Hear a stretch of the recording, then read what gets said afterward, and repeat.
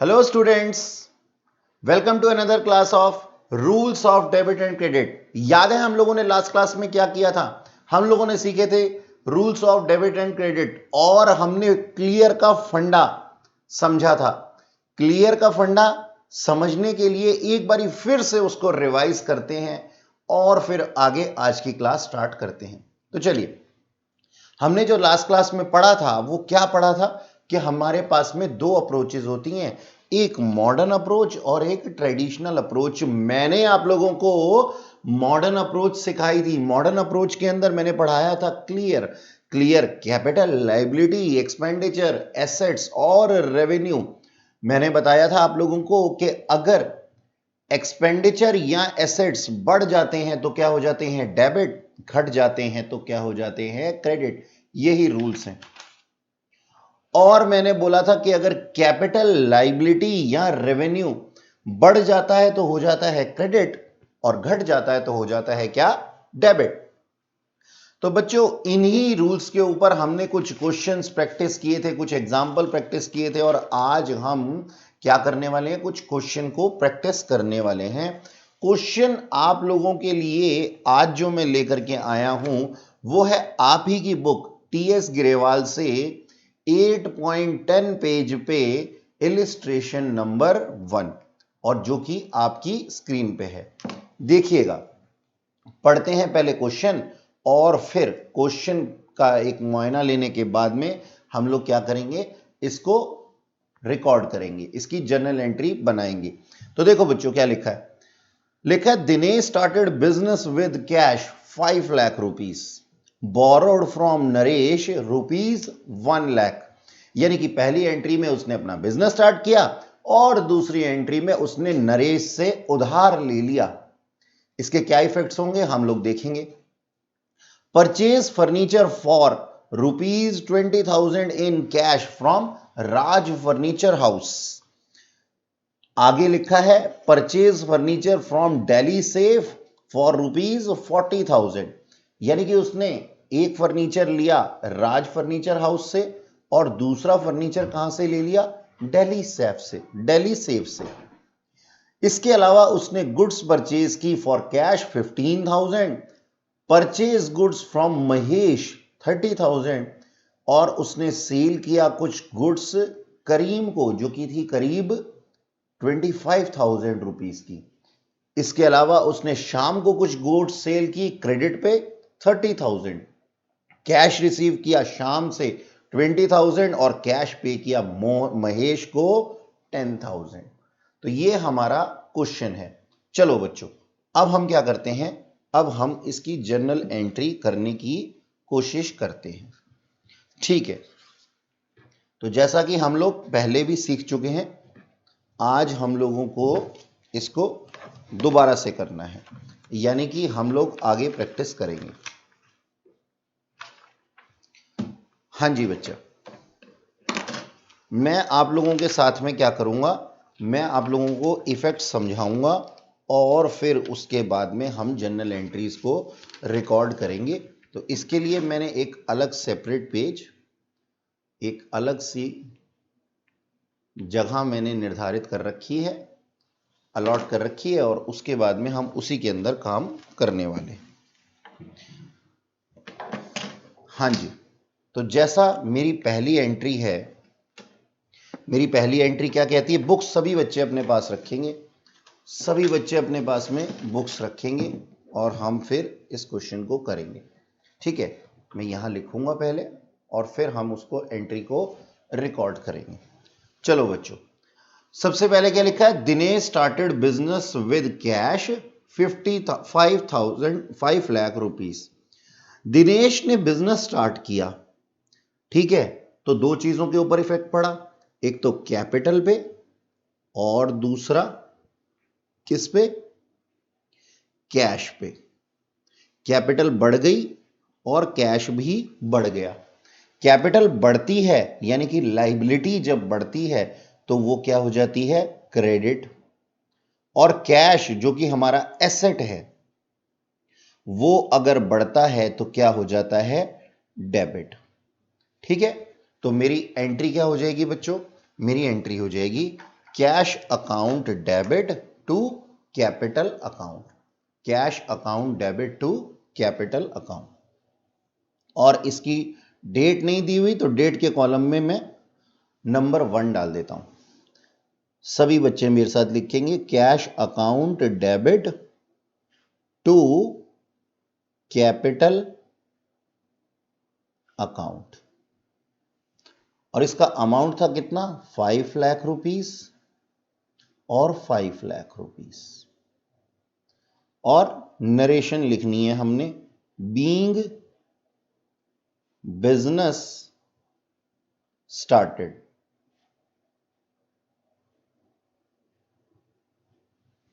अच्छा जी, इसके बाद में नंबर 2 ट्रांजैक्शन हम लोगों ने लिखनी है। ठीक, चलिए अगला लिखा हुआ है बोरोड फ्रॉम नरेश ₹1 लाख। अब देखो हुआ क्या, उसने ना कुछ अमाउंट नरेश से उधार ले लिया। ठीक है जी, तो एक तरफ तो नरेश का लोन इफेक्ट हुआ और दूसरी तरफ कैश इफेक्ट हुआ। नरेश का लोन हमारे पास में क्या है, एक लाइबिलिटी है। भाई आज उधार लिया है हमने पैसा, तो कल पे भी तो करेंगे। आप बैंक से लोन लेते हैं तो क्या बैंक को वापस नहीं देते? बिल्कुल देते हैं। इसी तरीके से बैंक से ना लेकर के हमने लोन नरेश से ले लिया। नरेश हमारा कोई जानकार रहा होगा, तो नरेश हमारे फ्यूचर के लिए एक लाइबिलिटी है, हमारी जिम्मेदारी है। ठीक है, और कैश जो है वो क्या है, हमारा एसेट है। अब देखो नरेश के लोन से हमारी लाइबिलिटी यानी कि जिम्मेदारी इंक्रीज हो गई और साथ ही कैश यानी कि एसेट भी इंक्रीज हो गया। एसेट इंक्रीज होता है तो क्या होता है, डेबिट। और अगर लाइबिलिटी इंक्रीज होती है तो क्या हो जाती है सर, क्रेडिट। तो मेरी एंट्री क्या बन जाएगी, cash account debit to Naresh loan account. ठीक है, इसको हम लिखते हैं cash account debit to Naresh loan account. ठीक है, फॉर्मेट वैसे ही बनाना है जैसे मैंने लास्ट क्लास में आप लोगों को समझाया था। और इसका जो अमाउंट था वो कितना था, 1 लाख रुपीस। तो ये मैंने 1 लाख लिखा और यहां पे 1 लाख लिखा।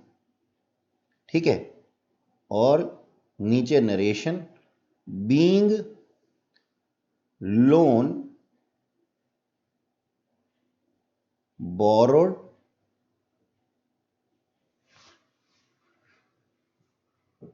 स्पेलिंग गलत हो गई है बोरोड की, BORROWED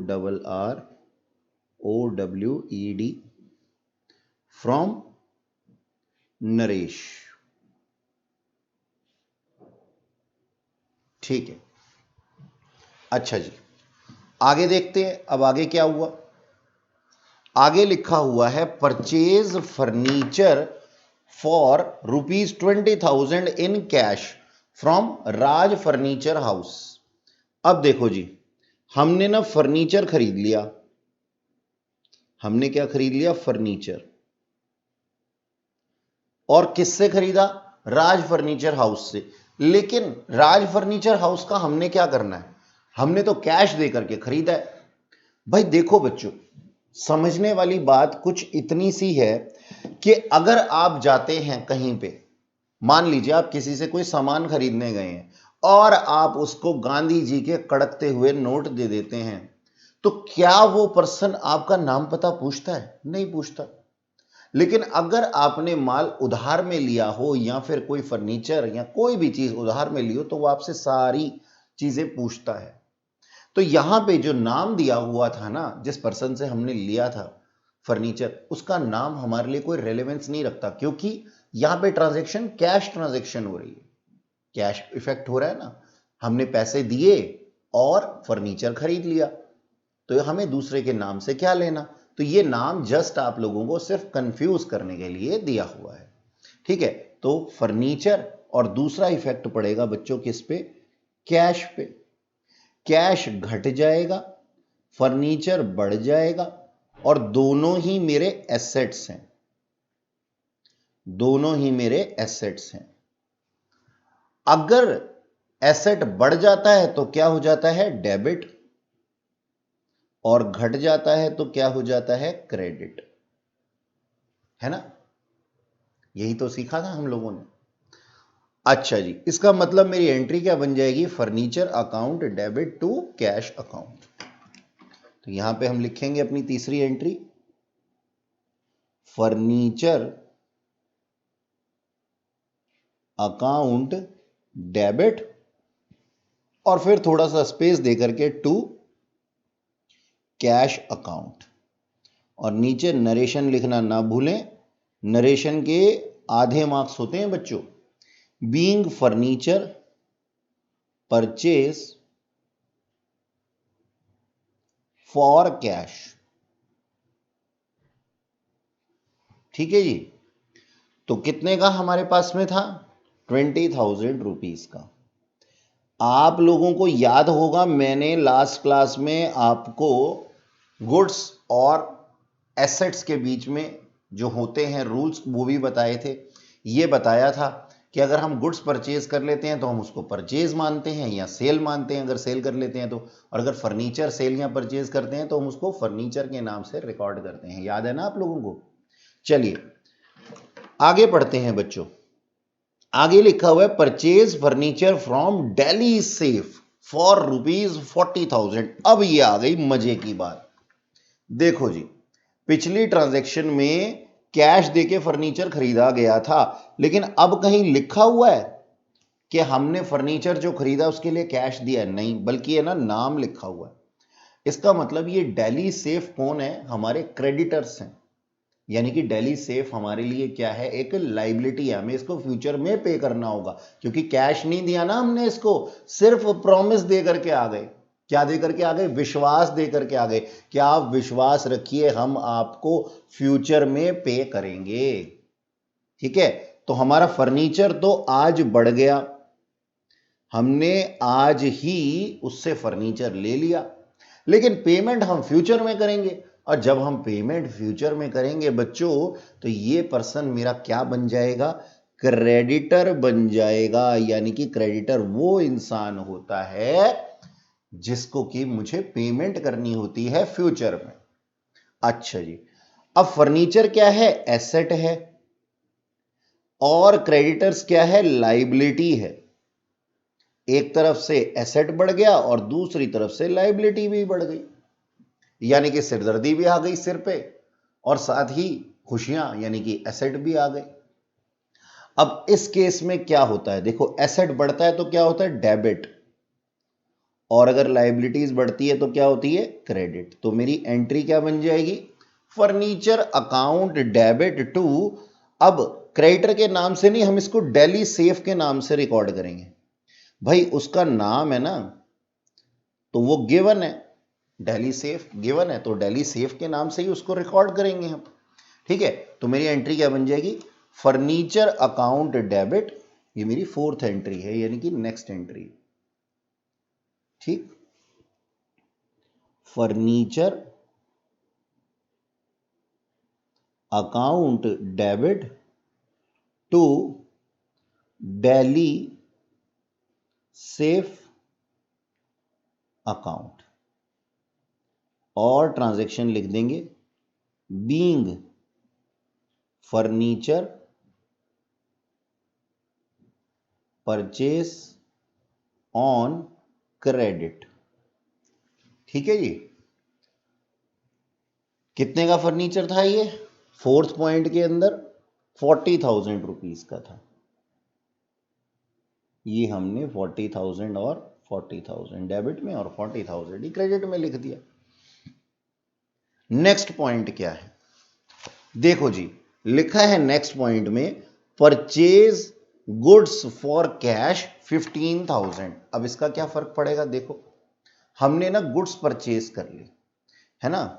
तो अब देखो मैंने क्या बोला था तुम लोगों को, क्या सिखाया था मैंने सिखाया था अगर गुड्स परचेज करोगे तो कौन सा अकाउंट ओपन करोगे, परचेज अकाउंट या गुड्स अकाउंट। सर हम परचेज अकाउंट ओपन करेंगे, बिल्कुल सही बात है बेटा, क्योंकि जब हम माल खरीदते हैं या सेल करते हैं, ऐसी चीजों का सेल और परचेज करते हैं जिसके अंदर हम बिजनेस में डील कर रहे हैं, तो हम परचेज और सेल अकाउंट ओपन करते हैं।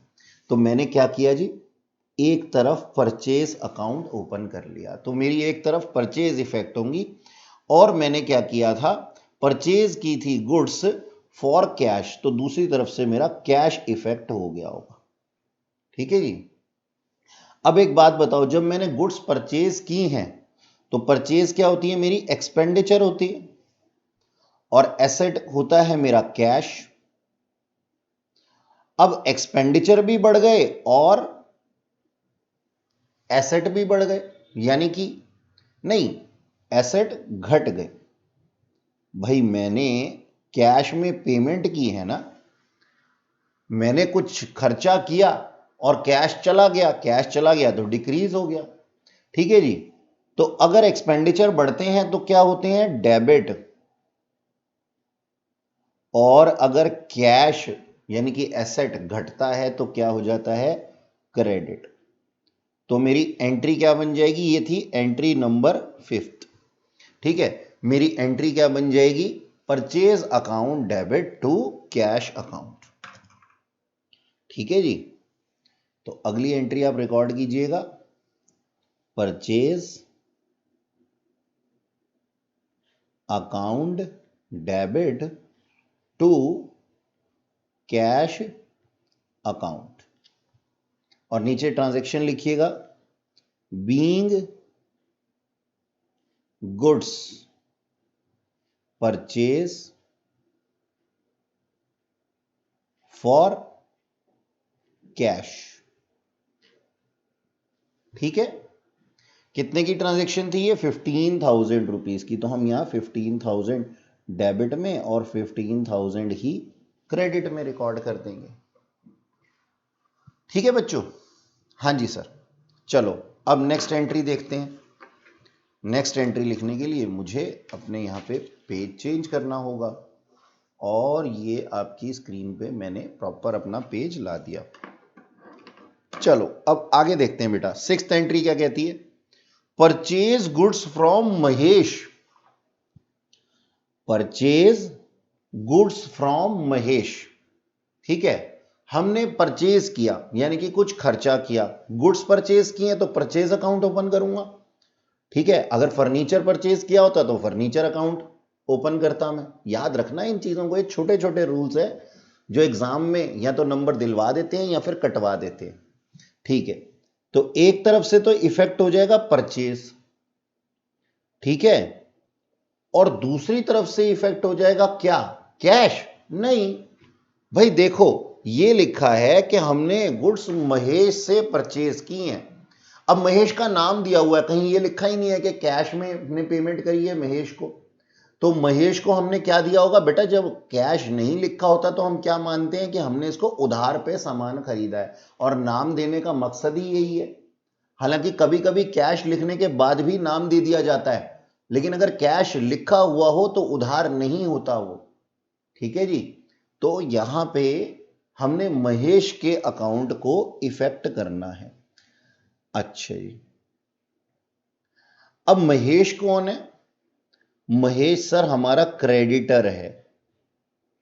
हम इसको फ्यूचर में पे करेंगे ना, हमने सामान तो आज ही ले लिया, लेकिन हमने क्या बोला कि फ्यूचर में हम आपको पे करेंगे, तो महेश क्या हो गया, मेरा क्रेडिटर हो गया।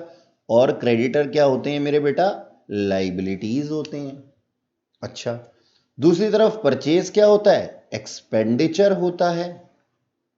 अब देखो, परचेज करने से मेरे एक्सपेंडिचर बढ़ गए, और उधार पे सामान खरीदने से मेरी लाइबिलिटी भी बढ़ गई, है कि नहीं।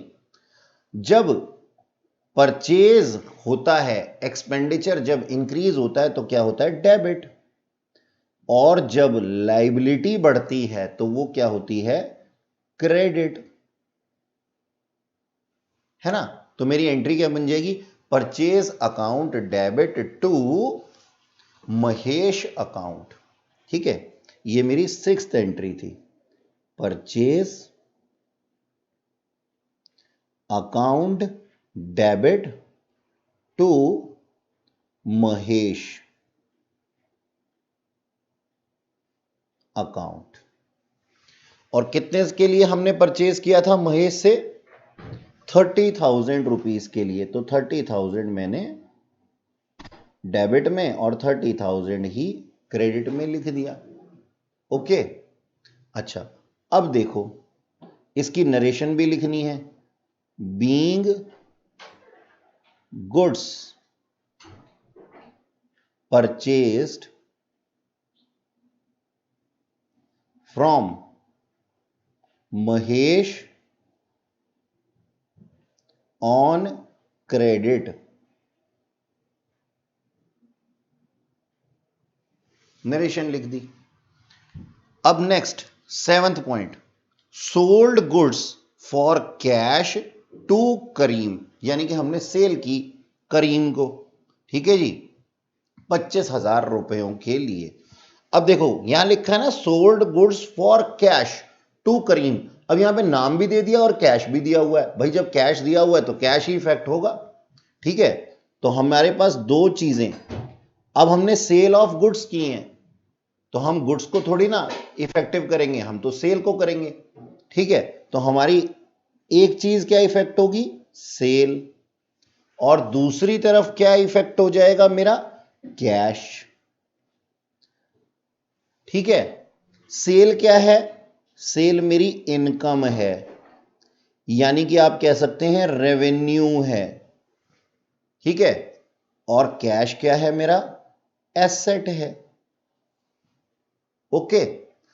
अब जब रेवेन्यू या फिर इनकम इंक्रीज होती है, सेल करने से मेरी इनकम इंक्रीज हुई होगी ना, सेल करता हूं तो इनकम आती है, ठीक है जी, इनकम इंक्रीज हो गई। और कैश भी क्या हो जाता है? इंक्रीज हो जाता है। भाई सामान बेचूंगा तो एक तो इनकम इंक्रीज हो जाएगी और दूसरी तरफ से कैश भी इंक्रीज हो जाएगा, क्योंकि कैश में सेल की है। करीम का यहां कोई लेना देना नहीं है, क्योंकि कैश में बात हुई है। अगर क्रेडिट में बात हुई होती तो कोई बात होती करीम से। खैर, जब इनकम बढ़ती है तो क्या होती है? क्रेडिट होती है, ठीक है। और जब एसेट बढ़ता है तो क्या हो जाता है? डेबिट हो जाता है। तो हमारी क्या एंट्री बनेगी? Cash account debit to sales account, ठीक है जी। कैश की वजह से हमारा कैश जो बढ़ा है वो किसकी वजह से बढ़ा है? सेल्स की वजह से बढ़ा है, ठीक है। तो डेबिट वाला पहले लिखते हैं, क्रेडिट वाला बाद में लिखते हैं। तो हम इसको लिख देते हैं, cash account debit to sales account, ठीक है। और हमारे पास में ये जो करीम को सामान बेचा गया था ना, ये 25,000 रुपए का बेचा गया था। तो 25,000 डेबिट में और 25,000 ये क्रेडिट में लिख दिया। और यहां पे लिख दिया मैंने क्या? Being goods sold on cash, cash में हमने सेल किया था। अच्छा जी, अब नेक्स्ट एंट्री पढ़ते हैं, 8th entry, sold goods to Shyam on credit. अब यहां पे क्रेडिट पे सेल किया गया तो कैश तो इफेक्ट होगा ही नहीं, ठीक है। तो एक तरफ तो सेल इफेक्ट होगी जैसे पहले हुई थी, और दूसरी तरफ क्या इफेक्ट हो जाएगा जी? दूसरी तरफ हमारे डेटर्स। और डेटर का हमारा नाम क्या है? श्याम। अब इसको जरा समझते हैं ध्यान से। देखो जी, मैंने सामान बेचा और सामान बेच करके मुझे पैसे नहीं मिले, मुझे प्रॉमिस मिला। जो मुझे प्रॉमिस देता है कि वो मुझे फ्यूचर में पेमेंट करेगा, यानी कि जिससे मैंने पैसे लेने होते हैं, उसको मैं क्या कहता हूं? डेटर कहता हूं, ठीक है जी। और साथ ही साथ मेरी सेल भी हुई है। तो सेल क्या है मेरी? इनकम है, यानी कि रेवेन्यू है। रेवेन्यू बढ़ गया है, इंक्रीज हो गया है। और डेटर्स क्या है मेरे, एसेट हैं, एसेट भी बढ़ गए हैं। पैसा तो आया नहीं लेकिन विश्वास दिया जिन लोगों ने, तो मैं क्या कहूंगा, विश्वास अकाउंट बढ़ा दूंगा। तो विश्वास को हम क्या कहते हैं जी, डेटर्स कहते हैं। ये हमें फ्यूचर में बेनिफिट देंगे, पैसा देंगे, इसलिए हम इनको क्या कहते हैं, एसेट भी कहते हैं। अच्छा जी, अगर रेवेन्यू बढ़ता है तो क्या होता है, क्रेडिट होता है। यानी कि इनकम जब बढ़ती है तो क्या होती है, क्रेडिट होती है। और एसेट जब बढ़ते हैं तो क्या होते हैं, डेबिट होते हैं। तो एंट्री क्या बन जाएगी मेरी, 8th एंट्री बन जाएगी डेटर्स अकाउंट डेबिट। अब डेटर का ना यहां पे नाम है, तो नाम क्या है, श्याम। तो मैं क्या लिखूंगा, Shyam's account debit to sales account. ठीक है जी, यहां पे एंट्री लिखते हैं, Shyam's account debit to sales account. और शाम को हमने कितने की सेल की थी, 30,000 रुपए की।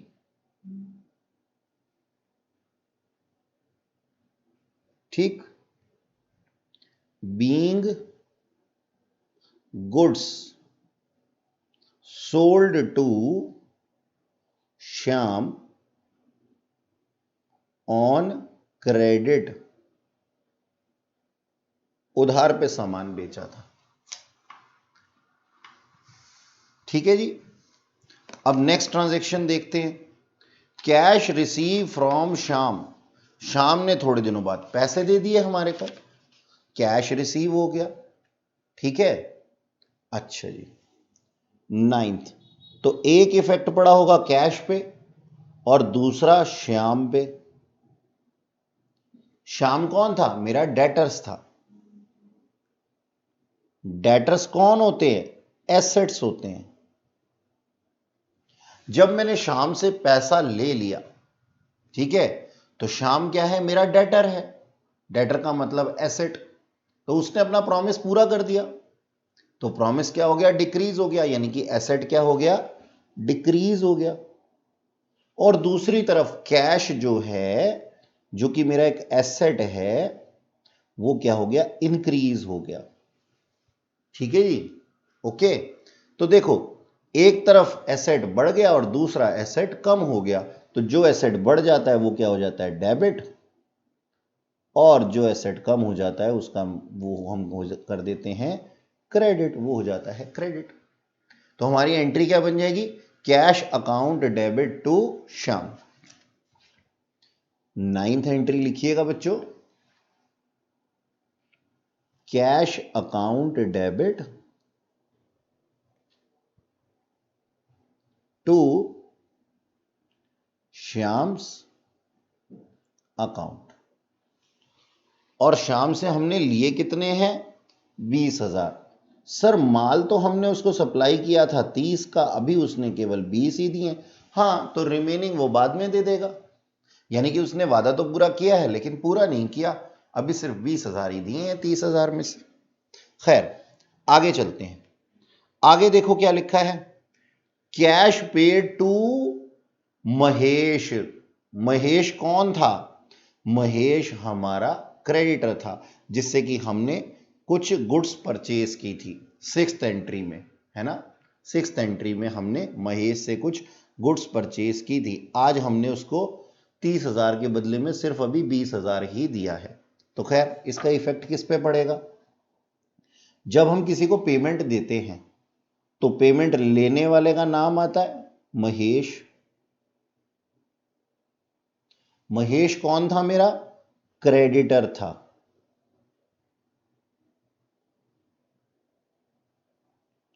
क्रेडिटर क्या होते हैं मेरे, लाइबिलिटीज होते हैं। और दूसरी तरफ कैश, कैश क्या होता है मेरा, एसेट होता है। जब मैं महेश को पेमेंट करूंगा तो मेरी सिरदर्दी खत्म होगी ना, यानी कि लाइबिलिटी डिक्रीज हो जाएगी, और साथ ही कैश यानी कि एसेट भी डिक्रीज हो जाएगा। जब लाइबिलिटी डिक्रीज होती है तो क्या होता है सर, डेबिट। और जब एसेट डिक्रीज होता है तो क्या होता है सर? क्रेडिट। तो मेरी एंट्री क्या बन जाएगी? Mahesh account debit to cash account. ठीक है, चलो इसको रिकॉर्ड कर देता हूं। महेश, यहां ना नरेशन लास्ट वाली नहीं लिखी है हमने, चलो उस नरेशन को भी लिख देंगे। Mahesh account debit to cash account. कितने की एंट्री थी ये? 10,000 रुपए की। 10,000 डेबिट में और 10,000 ही क्रेडिट में। इसकी हम नरेशन लिखते हैं ऊपर वाली एंट्री की। Being cash received from Shyam, और यहां पे वहां पे हमने रिसीव किया था और यहां पे हम पे कर देंगे। Being cash paid to Mahesh, हमने महेश को कैश पे कर दिया। ठीक है जी, तो ये तो था हमारी इलिस्ट्रेशन नंबर 1। ठीक है जी, तो ये क्वेश्चन तो हो गया पूरा। अब हम एक और क्वेश्चन लेते हैं। ठीक है, चलो मैं आप लोगों के लिए क्वेश्चन निकालता हूं और अब की बार हम एक अनसॉल्व्ड क्वेश्चन करेंगे। तो बच्चों, वैसे तो बुक के अंदर बहुत से क्वेश्चन दिए हुए हैं, लेकिन एक ऐसा क्वेश्चन हम लोगों को करना चाहिए जिससे कि आप लोगों को इजी फील हो। ठीक है, तो इजी फील करने के लिए हम क्या करेंगे, हम एक क्वेश्चन निकाल लेते हैं। और क्वेश्चन हमारे पास में है 8.68 पेज पे, आपकी अनसॉल्व्ड क्वेश्चन नंबर 1। ठीक है, अच्छा जी, ओके। अब हम इसको कहां तक करेंगे? इसको हम करेंगे बच्चों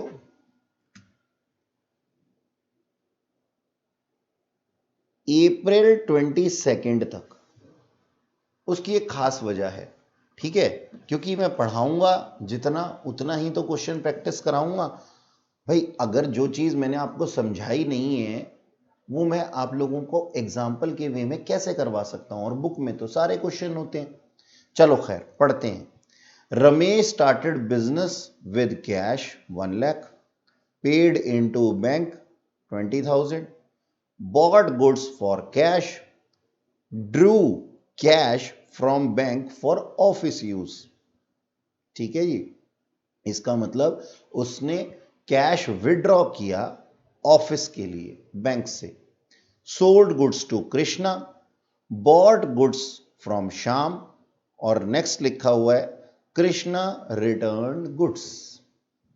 ठीक, तो चलो बच्चों, अब हम क्या करते हैं, इस क्वेश्चन को प्रैक्टिस करते हैं।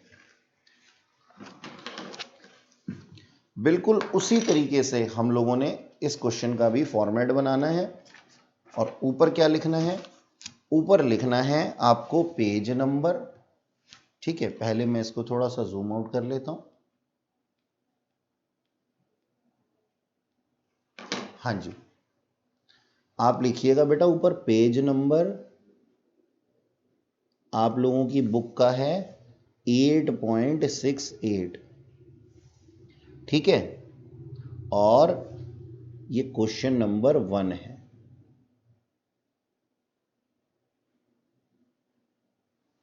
चलिए अब करते हैं इसको। देखो जी, सबसे पहले क्या लिखा हुआ है? Ramesh started business with cash. ये तो वो पुरानी ही एंट्री है सर। ठीक है, तो नंबर 1 एंट्री क्या हो जाएगी?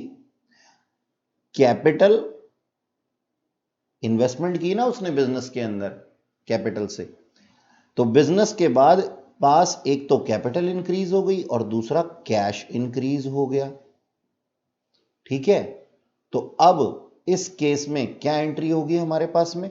कैपिटल जब इंक्रीज हो जाती है, यानी कि कैपिटल इंक्रीज होती है तो क्या होती है सर? बता दो जल्दी से बता दो सर। क्रेडिट होती है। और कैश यानी कि एसेट जब इंक्रीज होता है तो क्या हो जाता है?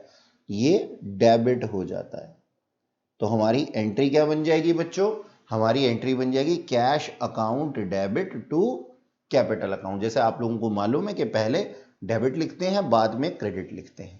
ठीक है, तो यहां पे डेट दी हुई है अब की बारी 1 अप्रैल 2019 को cash account debit to capital account, और नीचे नरेशन बीइंग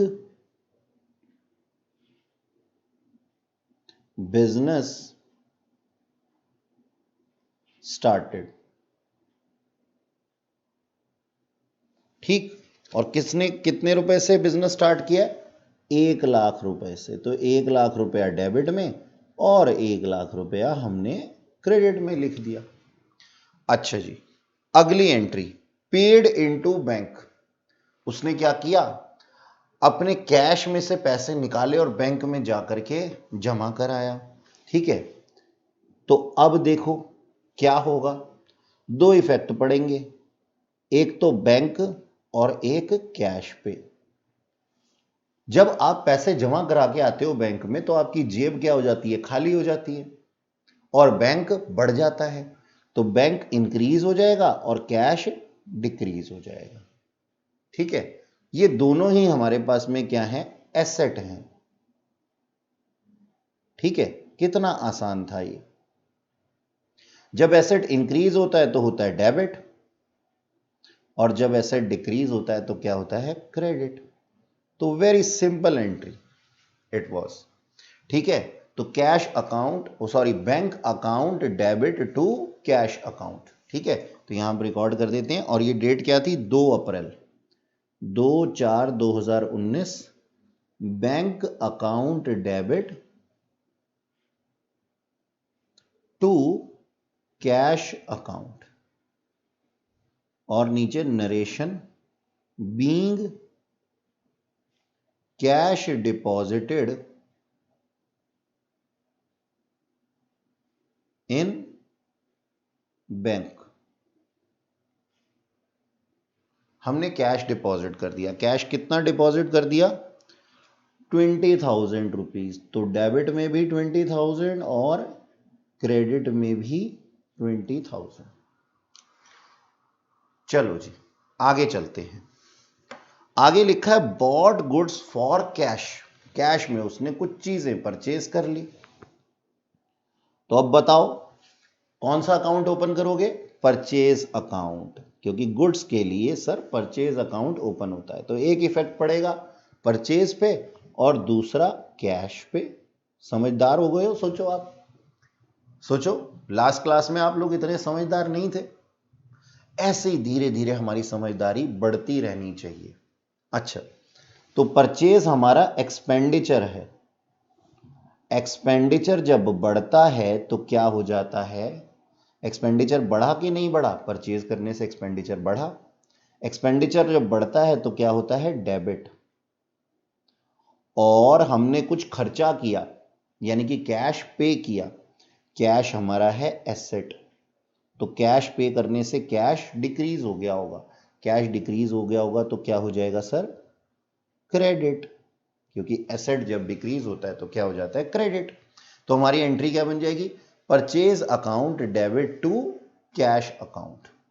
ठीक है, इसकी डेट थी 3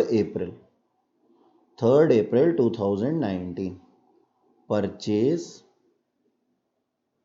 account debit to cash account, और ये परचेज जो थी वो 50,000 की थी। तो 50,000 डेबिट में और 50,000 क्रेडिट में। और नरेशन लिखना ना भूलें, being goods purchase for cash. ठीक, अच्छा जी। इसके बाद लिखा हुआ है ड्रू कैश, ड्रू का मतलब withdraw, withdraw cash from bank for office use. Office use के लिए हमने क्या किया, कुछ पैसा निकलवा लिया। अब जब हमने पैसा निकलवा लिया, ये देखो, तो दो चीजें हुई होंगी। एक तो ऑफिस एक्सपेंडिचर हुए होंगे, ऑफिस एक्सपेंडिचर हुए होंगे, और दूसरा बैंक के ऊपर इफेक्ट पड़ा होगा। अब देखो नाम से ही पता लग रहा है ऑफिस एक्सपेंडिचर, एक्सपेंडिचर है, ठीक है। एक्सपेंडिचर क्या हुआ, हमने कर दिया, एक्सपेंडिचर कर दिया तो क्या हो गया, एक्सपेंडिचर बढ़ गया। और कैश निकल, बैंक से पैसा निकलवाने की वजह से बैंक क्या हो जाएगा, डिक्रीज हो जाएगा। बैंक क्या है, मेरा एसेट है, ठीक है। एसेट डिक्रीज हो जाता है तो क्या हो जाता है, क्रेडिट, ठीक है बच्चों। और एक्सपेंस जब इंक्रीज हो जाते हैं तो क्या हो जाते हैं, डेबिट। तो मेरी एंट्री क्या बन जाएगी, office expenses account debit to bank account, ठीक है जी। यानी कि बैंक से पैसा निकलवा करके हमने ऑफिस एक्सपेंसेस किए, और इसकी जो डेट थी वो थी 4 अप्रैल 4/4/2019। ठीक, office expenses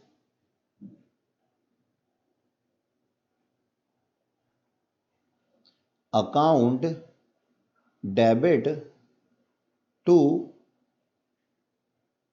bank account, cash नहीं बेटा, बैंक अकाउंट, बैंक से किया है ना हमने ये खर्चा, टू बैंक अकाउंट।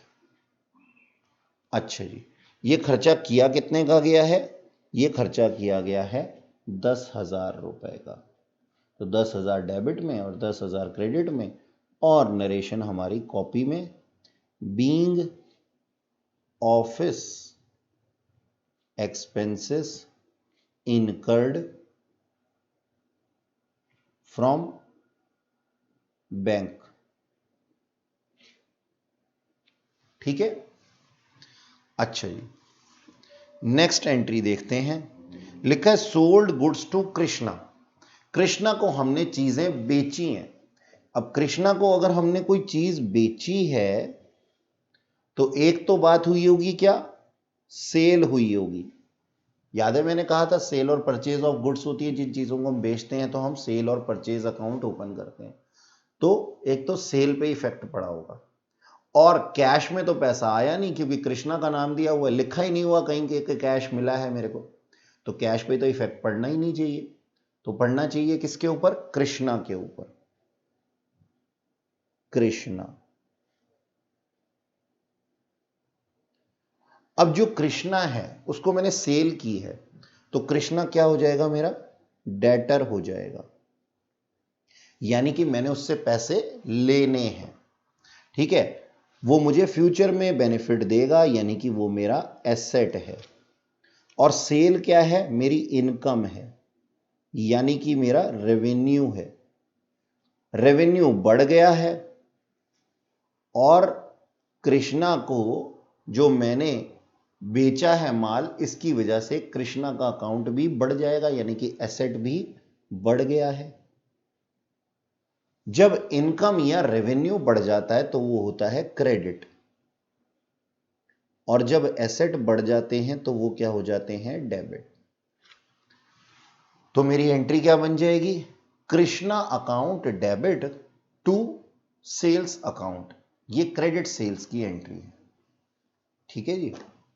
तो हम यहां एंट्री लिखते हैं बच्चों, ये एंट्री है 13 अप्रैल की, 13/4/2019, ठीक है। एंट्री क्या बनेगी, एंट्री बनेगी Krishna account debit to sales account,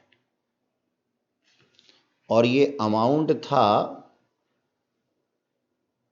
15,000 का, तो मैंने 15,000 डेबिट में 15,000 क्रेडिट में लिख दिया और यहां पे नरेशन डाल दी, being goods sold on credit to Krishna. याद है मैंने बताया था लास्ट क्लास में कि हम कब नरेशन लिखते हैं। नरेशन हम क्यों लिखते हैं? नरेशन हम इसलिए लिखते हैं ताकि कोई लेमैन यानी कि आम इंसान भी हमारी एंट्री को पता कर सके। अच्छा जी, अगली एंट्री लिखते हैं। अगली एंट्री में लिखा है बॉट गुड्स फ्रॉम श्याम। अब हमने श्याम को पैसा नहीं दिया, यानी कि हमने क्या दिया है, उसको प्रॉमिस दिया है। श्याम को हमने क्या दिया है? प्रॉमिस दिया है। ठीक है जी। तो चलो, श्याम को जब हमने प्रॉमिस दिया है तो इसका क्या इफेक्ट पड़ेगा, पहले तो ये देखते हैं। हमने गुड्स परचेज कर ली, ठीक है जी। गुड्स परचेज करने पे एक इफेक्ट तो पड़ेगा परचेज पे, ये थी मेरी एंट्री नंबर 6। परचेज पे इफेक्ट पड़ेगा। और दूसरा, मैंने ये शाम से ली है, यानी कि पैसे तो दिए नहीं, प्रॉमिस दिया, क्योंकि नाम दिया हुआ है ना उसका, कैश तो कहीं लिखा ही नहीं है, तो यहां पे लिखा हुआ है श्याम। अब हमने क्या किया, गुड्स परचेज की। परचेज क्या होती है? परचेज हमारे एक्सपेंडिचर होते हैं। एक्सपेंडिचर इंक्रीज हुए हैं। और श्याम क्या है? श्याम हमारा क्रेडिटर है, यानी कि हमें उसको फ्यूचर में पैसे देने होंगे। क्रेडिटर क्या होता है? हमारी लाइबिलिटीज होती हैं, और यहां पे लाइबिलिटीज भी बढ़ गई हैं, यानी कि एक तरफ तो सामान आया, दूसरी तरफ से जिम्मेदारी यानी कि सिरदर्दी भी आ गई। जब लाइबिलिटी इंक्रीज होती है तो क्या होती है? क्रेडिट। और जब एक्सपेंडिचर इंक्रीज होता है तो क्या होता है? डेबिट। तो हम एंट्री क्या बना देंगे? हम एंट्री बना देंगे purchase account debit to Shyam's account. ठीक है जी, लिखेंगे ये एंट्री, 6th एंट्री है हमारी। Purchase account debit to Shyam's account. और ये जो परचेज की गई है शाम से, ये 22,500 की गई है, तो इसकी नरेशन भी हमने लिख देनी है। Being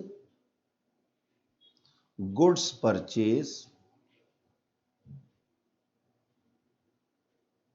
from Shyam on credit. अच्छा, अब last entry, Krishna returned goods. हमने कृष्णा को कुछ सेल की थी ना, तो कृष्णा ने वो सामान हमारे को वापस कर दिया, यानी कि उसको सामान समझ नहीं आया होगा। ठीक है जी, तो यहां पे हमारे पास में क्या इफेक्ट हुआ होगा? Purchase return. Purchase, sorry, sales return. Purchase return नहीं बच्चों, उसको तो हमने सेल किया था ना, तो सेल्स रिटर्न वापस आ गया हमारे पास, सेल्स रिटर्न। ठीक है, ओके। तो हमने क्या किया जी, एक तरफ से तो हमारे पास में क्या हुआ, सेल्स रिटर्न हो गई जो हमने सेल किया था ना, और दूसरी तरफ से उधार पे सामान खरीदा था ना, उधार पे सामान बेचा था ना, तो कृष्णा का अकाउंट इफेक्ट हुआ होगा। कृष्णा, यानी कि इसको जो हमने सामान दिया था इसने हमारे को वापस दे दिया। ठीक है, तो देखो अभी थोड़ी देर पहले हमने क्या एंट्री बनाई थी? हमने एंट्री बनाई थी, ये देखो, जब हमने कृष्णा को सेल किया था तो हमने क्या एंट्री बनाई थी? Krishna's account debit to sales. आज सेल्स रिटर्न आ गई है तो इसकी रिवर्स एंट्री हो जाएगी। क्या एंट्री हो जाएगी? Sales return account debit to Krishna account, यानी कि रिवर्स एंट्री हो जाएगी इसकी। ठीक है, तो हम क्या एंट्री बनाएंगे? Sales return account debit